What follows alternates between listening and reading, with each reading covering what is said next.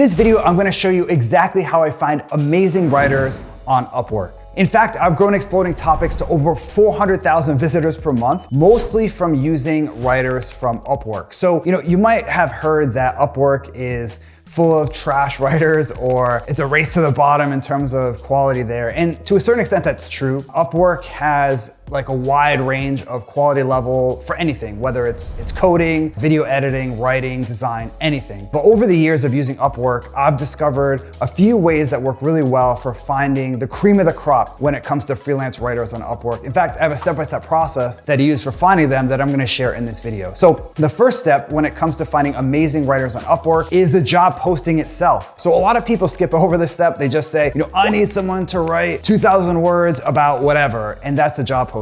The problem with that is that, first of all, you're not really attracting top talent. Most freelance writers that are really good on UpWork, they sort of have their choice when it comes to who they want to work with and what they want to write about. When they see a vague job posting like that, it makes them reluctant to apply because they're like, this person doesn't even know what they want, and they have already seen from experience that working with people like that is a pain because you send them something and then the client's not happy, but they're vague about why. You wanna show that you're different. You wanna show, I know exactly what I want. We have guidelines, we have standards, and that actually attracts top talent and weeds out people who may not feel like they can just try to get away with something low quality. The other thing that I make sure to put in every job posting is a screening question. This is really important. A screening question is just something simple you put in there to show that someone actually read the job posting. Because if you've ever posted anything to a freelance job board, you know that you get so many spam applications. They're either automated or semi-automated or copy and pasted or whatever. And obviously it's fine if someone copies and pastes their experience and what they bring to the table, but you want something customized in there, or just to make sure that they read it and are making something a little bit personalized for you. So the screening question I like to use is to help me sort through automated submissions. Please name the CEO of whatever company. And I do that because then someone has to do like a 1-second Google search to see who the CEO is, and then put that at the top of the posting. That way, when I'm scrolling through the applications, I can automatically thumbs down anyone that didn't include that answer. So the next step is looking through the applicants and hiring a bunch of people for a test project. So a mistake that I made early on when I hired anyone from UpWork was I would hire them for the full project. They would do a bad job because most people on UpWork don't do a good job. And then I would hire a second person and they may or may not do a good job. And then I'll hire a third person. It would take forever to find someone because when you hire people on UpWork, even with everything I'm giving you in terms of strategies and techniques, 1 out of 5 are gonna work out.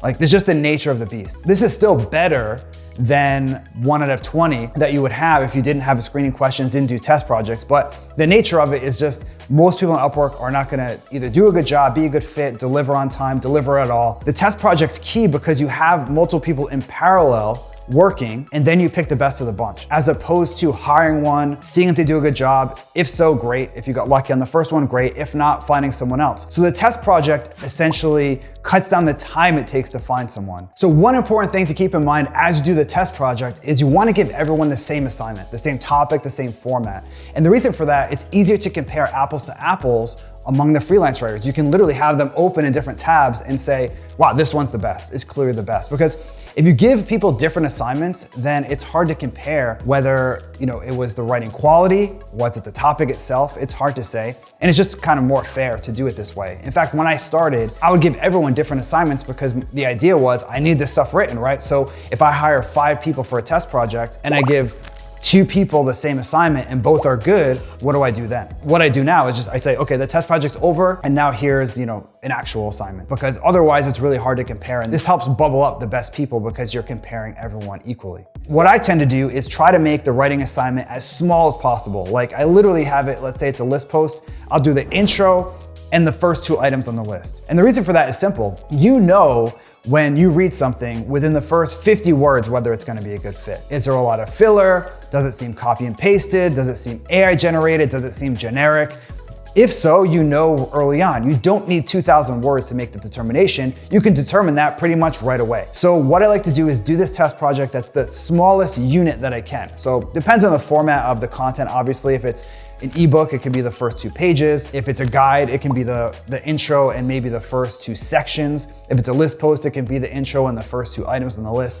whatever. The point is that you want the smallest unit because you don't need anything more than that, because you get responses back quickly, you get to review people's work as fast as possible, and also it's cheap because you want to pay people for these test projects. Another thing that if you want to attract top talent, you got to pay them for their time. And I think it's totally reasonable to do so. So usually I say in your application, tell me how much you charge for the full post and this first test project. And then the first milestone that I set up in UpWork when I hire 5 people or so is the intro in the first, whatever, 100 words, depending on what it is.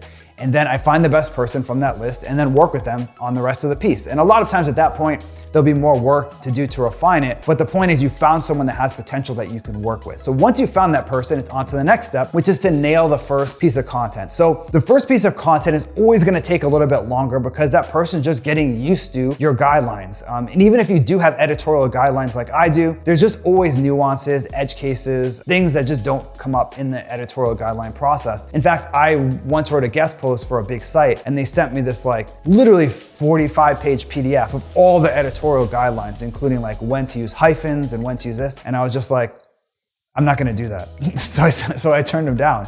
It's the same thing with a freelance writer. You should have some guidelines, but if you overwhelm them with the guidelines, they can't focus on actually producing good stuff, which is the goal in the first place. So I send them some guidelines, which are very basic, like here's, kind of a writing style we're looking for, use a lot of references, use a lot of statistics, and make sure everything's super up to date because we're right about trends, right? So that's really the gist of it. After that, it's up to the writer and then working with that person, which leads us to our next step. Once you hire that person, besides the guidelines, you want to give them templates. This is really the secret sauce of how we've been able to grow Exploding Topics to over 400,000 visitors per month, is sticking to content templates. And this is what I did with Backlinko. So with Backlinko, I didn't just find a topic and I was like, maybe I should make this kind of a list post, but maybe partially a guide. I had templates just ready to go. And if you look at the Backlinko site, everything fit a template. It was either a guide, an expanded list post, a case study. The whole site is pretty much like 6 templates spun up into different variations and different topics. And I've done the same thing in Exploring Topics.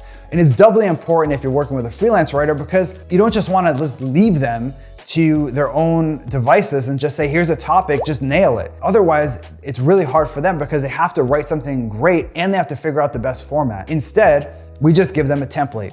Good example. One of our templates that's been the most successful for us are different startups in different categories. So fintech startups, education startups, SaaS startups. And we have a format that we use and send it to the freelance writer, and here's the format. That way they just have to plug in the blanks. It's a lot easier for them and faster to produce. And then once you find someone that's really good at that template, you just keep assigning that template over and over and over again, and they're gonna get better at it over time. Otherwise, you're reinventing the wheel with every topic, which just makes no sense for anybody. And that's really been the secret. So once you find a great freelance writer, the key is to send them the templates and to get on a cadence of delivery. So once I find someone that's good, you basically want usually once a week or once every 10-day delivery of a piece of content. That way you can plan out your editorial calendar. And I say, here's a topic, here's a template, and can you deliver once per week? And usually that's no problem for them. And from there, it's just a matter of scaling that up. So to give you an example, Exploring Topics, when we started, we published once every 2 weeks. So 2 times a month. Then we did once a week. And now we do 4 to 5 times a week. And it's not that we had any secret sauce or any magic formula that helped us scale up our content. It was just doing this process multiple times. So once you go through this process once,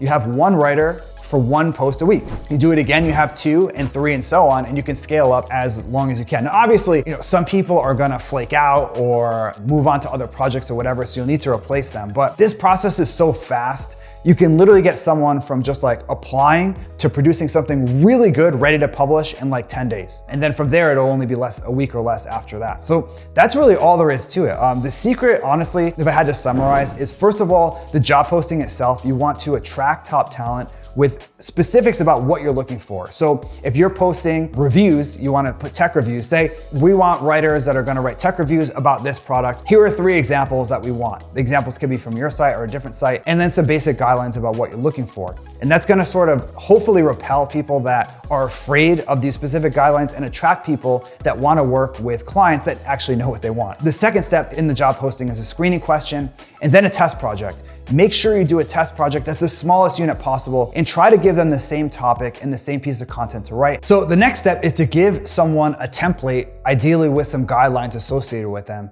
And the most important thing you can do here is just give examples. So ideally, this wouldn't be like the first time you've used this template. Hopefully you've done it before at least multiple times, or there's another site that's done it and you can just give them that example and say, just do it like this. That speeds up the whole process and helps scale up content, which I'll probably make a whole video about how to scale up content, which is a little bit different than finding a great freelance writer. But at the end of the day, scaling this up is really a matter of just using this process multiple times. There's no magical formula that's gonna take you from like not producing content that's really high quality or not producing on a consistent basis to like 4 or 5 times a week. It's just finding one thing that works, a few different templates, and finding people that are gonna nail those templates every single time. And that's pretty much all there is to it. So yeah, that's it for this video. If you enjoyed this video, make sure to hit subscribe so you don't miss out on other helpful videos like this one. And I'd like to hear your experience with hiring freelancers, whether it's freelance writers, freelance editors, whatever on UpWork. Have you had a great experience hiring people on UpWork? Have you had a horrible experience somewhere in between? Let me know in the comments.